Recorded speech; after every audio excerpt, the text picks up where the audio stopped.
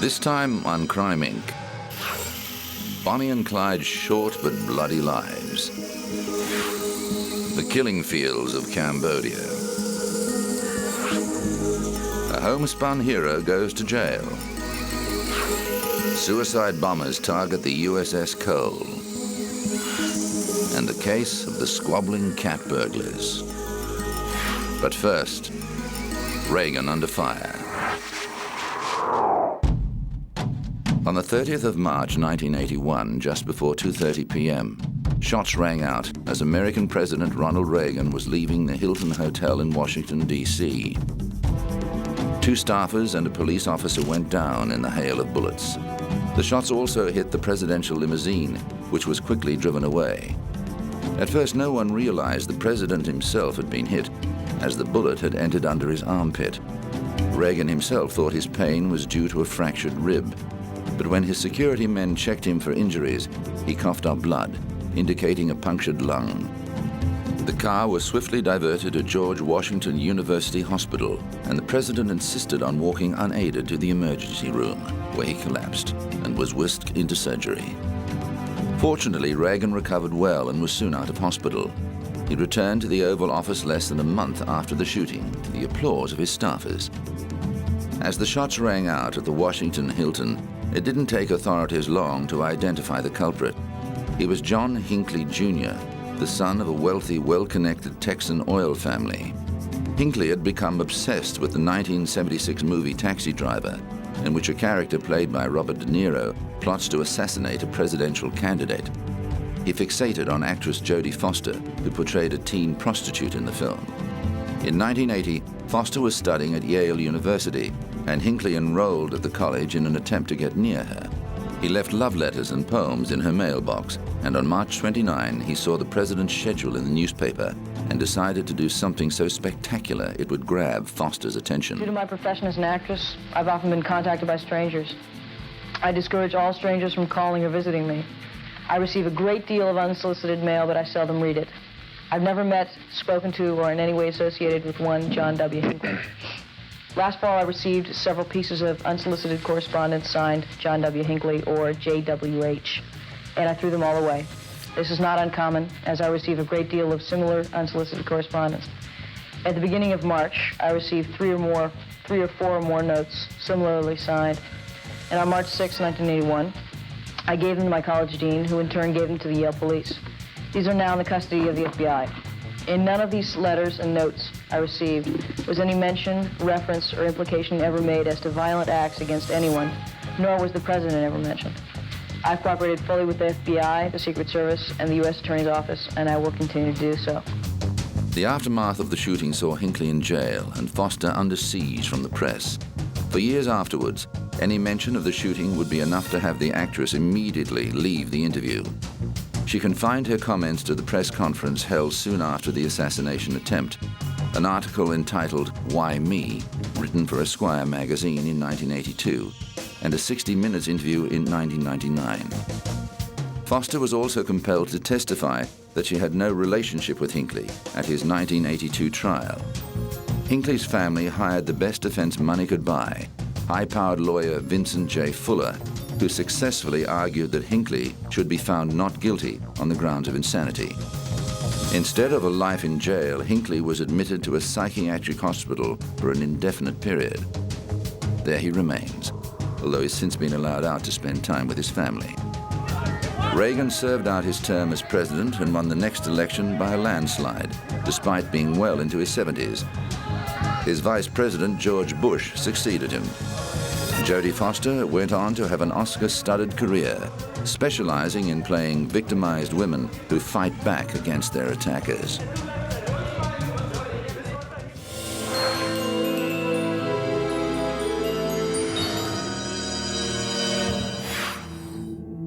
Few criminals have captured the imagination as much as Clyde Barrow and Bonnie Parker.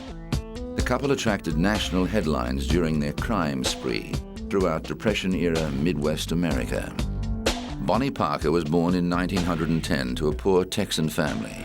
She excelled at school and was particularly known for her creative writing. Married at 15, she separated from her unreliable husband 3 years later and was supporting herself as a waitress when she met Clyde Barrow in 1930. A year older than Bonnie, Clyde came from a poor farming family and had done time in the Texas prison system for his role in various small-time crimes. It was love at first sight for the couple, but only weeks after they met, Clyde was sent back to jail. A love-struck Bonnie smuggled him a pistol, and he escaped briefly before being recaptured. In 1932, thanks to pressure from his mother and chronic overcrowding in the prison system, Clyde was released. Before long, the petty crim and his associates moved on to bigger things, killing a man during a store robbery gone wrong, and murdering a sheriff's deputy, the first of 9 lawmen to meet their death at the hands of the Barrow Gang. Bonnie and Clyde and their gang members, including Clyde's brother Buck and sister-in-law Blanche, traveled Depression America, robbing banks, convenience stores, grocers, and gas stations. The glamorous couple became national celebrities. Their fame increased when a raid on one of their hideouts uncovered a roll of exposed film, and the photos included Bonnie posing with Clyde's beloved Browning automatic rifle, although later evidence suggested she never actually shot anyone herself. But while the public viewed Bonnie and Clyde with a romantic aura, the 13 deaths attributed to the Barrow Gang made the police less sympathetic. They had cornered Clyde several times and killed or wounded several of the gang, including Buck. But an encounter with Clyde's arsenal of stolen weapons inevitably led to police fatalities. A posse was set up to secretly hunt down Bonnie and Clyde by using gang member Henry Methuen. In return for a pardon, Methuen deliberately lost the gang, knowing that Bonnie and Clyde would go on to the rendezvous point at his parents' house in Gibbsland, Louisiana. At 9:15 a.m. on May the 23rd, 1934, when Bonnie and Clyde sped in their stolen Ford V8 along a laneway near the Methuen farm, shots rang out as the party of 6 lawmen emptied first their automatic weapons, then their shotguns, and then their pistols into the car, an estimated 50 rounds of ammunition. The couple didn't have a chance. A crowd quickly gathered, and locks of Bonnie's hair, snippets of her clothing, and fragments from the car were taken as grisly souvenirs before an angry coroner arrived at the scene and ordered it to be secured. During their escapades, Bonnie had put her writing talent to good use, penning the Ballad of Bonnie and Clyde to give her side of their story. It became apparent that the couple expected that their crime spree would end in a hail of bullets. Although Bonnie's ballad predicted that the two of them would be buried side by side after they died together, her family insisted on separate cemeteries. But thanks to several movies, books, and plays, the couple remained together forever in the public mind.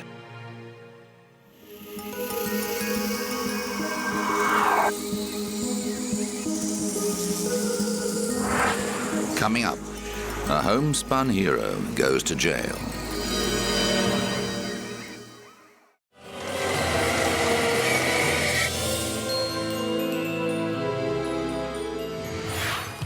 In 2005, America's favorite homemaker, Martha Stewart, launched a new daily show. The glitzy opening title showed the former model hamming it up as she recreated fashion photos taken in the 1960s. And in a cheeky nod to the court case that made Stewart notorious, there's a shot of her flanked by police officers. For while Stewart had made her name as the Queen of Chintz, thanks to her wildly popular housekeeping and designing tips, an unfortunate connection with a stockbroker resulted in her becoming a convicted felon. In 2001, Stewart was on top of the world, named the 3rd most powerful woman in America by the Ladies' Home Journal. But that same year, her world came crashing down when an investigation was launched into why she had sold $230,000 worth of stock in biopharmaceutical company Imclone, a day before it was publicly revealed that the company had failed to get regulatory approval for the drug Erbitux. Imclone executive officer Samuel Waxel and Stewart stockbroker Peter Bakanovic were also charged and later convicted. Stewart denied any wrongdoing, and her case dragged on for 2.5 years, going to trial in early 2004. She was charged with securities fraud, obstructing justice, conspiracy, and making false statements during the insider trading investigation. The judge threw out the securities fraud charge, but the jury of 8 men and 4 women found Stewart guilty of the other charges, and there was great speculation as to the sentence she'd receive. And so far as the sentencing for Martha Stewart, she's going to get jail. There's no doubt about that. The only question is, how long? Why? The federal sentencing guidelines demand that she gets jail. The likely range is between 15 to 21 months, given the fact that she was convicted of obstruction and lying to the authorities. Stewart was ultimately sentenced to 5 months jail, with a further 5 months to be served in home detention as part of a 2-year period of supervised release, the minimum term available, and fined $30,000. A related civil case was settled in 2005, with Stewart agreeing to a 5-year ban preventing her from serving as a director or CEO of any public company. Bukanovic received the same sentence as Stewart, while Waxel was sent to jail for more than 7 years. The case deeply divided Americans, with many of Stewart's fans remaining staunchly loyal and accusing prosecutors of engaging in a witch hunt against a high-profile, powerful woman. Every court appearance saw her surrounded by vocal fans protesting her treatment. However, prosecutors saw the publicity surrounding the trial as sending the message that no one was so rich or important that they were above the law. Stewart maintained her innocence throughout the trial and said she was deeply humiliated by the verdict. Today is a shameful day. It's shameful for me and for my family and for my beloved company and for all of its employees and partners. What was a small personal matter became over the last 2 years an almost fatal circus event of unprecedented proportions. But despite being forced to step down from the helm of her company, Stewart was determined not to let a criminal conviction hinder her career. And I'll be back. I will be back. Whatever I have to do in the next few months, I hope the months go by quickly. I'm used to all kinds of hard work, as you know, and I'm not afraid. I'm not afraid whatsoever. Sure enough, before long, Stewart was back in the public eye, candid and good-natured about the 5 months she'd spent in federal prison. On television in 2005, she cheerfully hiked up the hem of her trousers to show off the electronic monitoring bracelet she wore as part of the home confinement sentence. In the years since her incarceration, the public and the entertainment industry have proved to be forgiving, and she returned to daytime television with The Martha Stewart Show in 2005, which has been nominated for a number of Emmy Awards. Writing a book called The Martha Rules, and it's a business book. My baking book, my first book in 6 years, cookbook, comes out in November, and I'm real excited about that, and many, many, many, many more things. How humane are fur farms? And the multi-talented media performer has also lent her name to an anti-fur campaign after being approached by people for the ethical treatment of animals while she was in jail. Had an untreated eye infection. It appears the rehabilitation of her public image is complete.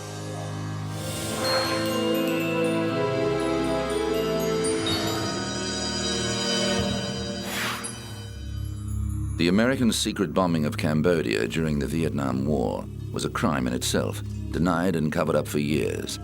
But the destruction inadvertently triggered an even greater crime: the attempted genocide of a gentle, peace-loving people who were slaughtered in their thousands. For 4 years, the Cambodian people lived under a reign of terror, murdered by a deranged, despotic leader for simply being educated, arrested and tortured by government officials on the flimsiest suspicions. Today, the bones from the country's infamous killing fields are on display at the National Museum, a reminder of Cambodia's chilling past and a warning to the future of mankind's capacity for evil. The Khmer Rouge, a group of communist extremists, seized power in 1975 after American bombings reduced the country to chaos.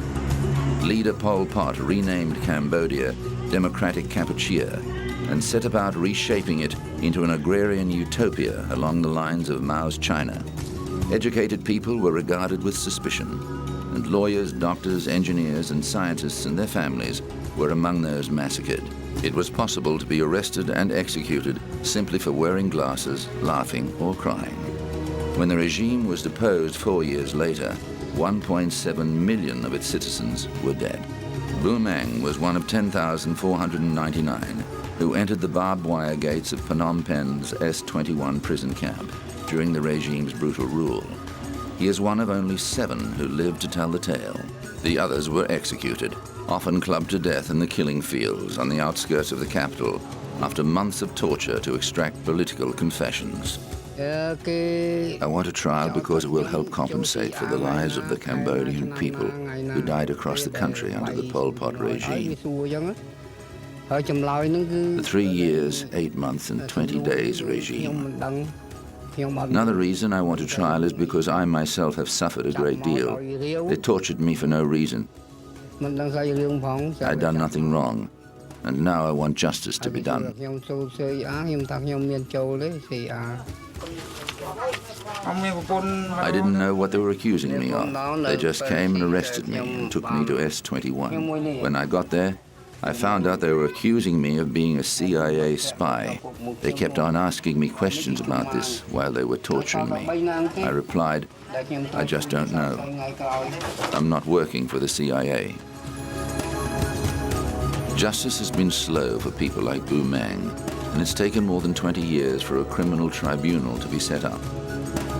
Meanwhile, the Cambodian people continue to rebuild their lives and work at healing the wounds left by 3 decades of conflict.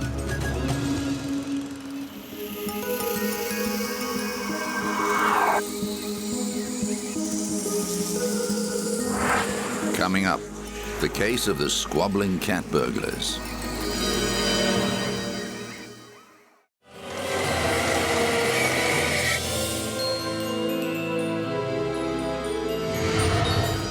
A year before, September 11 had focused the world's attention on Al-Qaeda. The terrorist group flexed its muscles against the sailors of the USS Cole. The U.S. Navy guided missile destroyer was harbored in the Yemeni port of Aden on October the 12th, 2000 for a routine fuel stop. Operations were proceeding as normal. Fueling began at 10:30 a.m., an hour after the boat docked. At 11:18 a.m., a boat that appeared to be a garbage vessel came alongside the Cole, and its occupants greeted the Americans with a wave.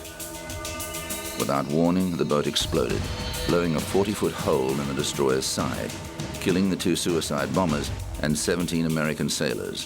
39 people were injured. The bombing sent shockwaves throughout the United States. Terrorists are determined to intimidate and prevent the United States from pursuing our worldwide national security interests, and they will continue to tenaciously look for exposed seams in our force protection armor.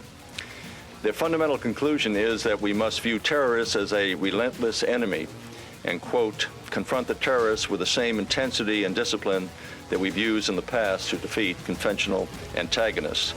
An FBI investigation and 2 Pentagon reviews recommended tighter security for American forces abroad. Investigations pointed the finger squarely at the Al-Qaeda organization, a terrorist group founded by wealthy Saudi dissident Osama bin Laden that was also implicated in the 1998 U.S. embassy bombings in Tanzania and Kenya. The suicide bombers were identified as Ibrahim al-Thwa and Abdullah al-Misawa, both of Yemeni nationality. They used several hundred pounds of military-grade explosives to carry out their mission. Several other Yemenis, including Jamal Abadawi, were later charged with 50 counts of terrorism offenses, including murder of U.S. nationals and murder of U.S. military personnel. 2 of the men had been captured shortly after the attacks and held on suspicion of involvement, but escaped in 2003. They were recaptured in 2004, but al-Badawi escaped again 2 years later. The attacks led to much soul-searching within the American intelligence community. It's clear that there was a seam in our force protection armor, as I've phrased it, that there are institutional changes which have to be made and improvements which have to be made to try and prevent this from taking place in the future, once again with a caveat that as good as we get or will get in the future, that terrorists are bound to examine other ways of finding vulnerabilities.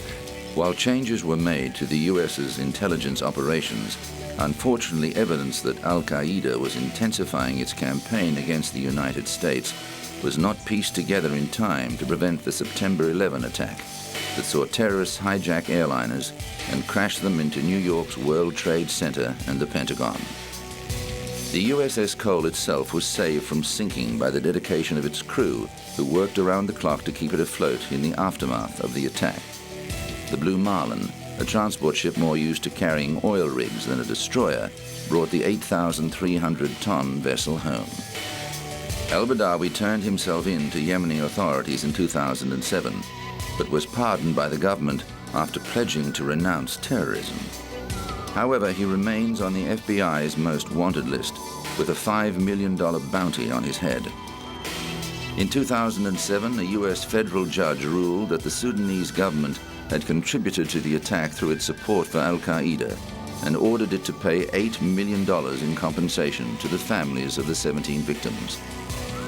As a result of the bombing, the U.S. Navy stepped up its random anti-terrorism measures and opened a special warfare center to develop tactics, equipment, and training to combat terrorists. After 14 months of repair, the USS Cole went back into service. It is currently stationed off the coast of Lebanon.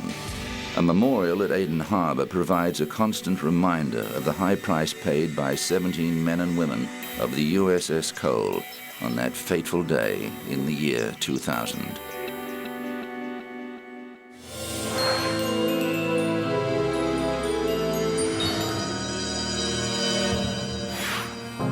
Was Peter Scott, the notorious society cat burglar, also known as the Human Fly, acting alone when he stole Sophia Loren's jewels? Or did his colleague in crime, Ray the Cat, mastermind the heist? In 1995, Scott released his memoir, Gentleman Thief, and claimed sole credit for the robbery. This infuriated Ray Jones, who said Scott came to him for help. The heist took place in 1961, when Loren was in England filming The Millionaires with comic actor Peter Sellers. Directed by legendary British director Anthony Asquith, the romantic comedy was a huge hit and launched Sellers as a major international star,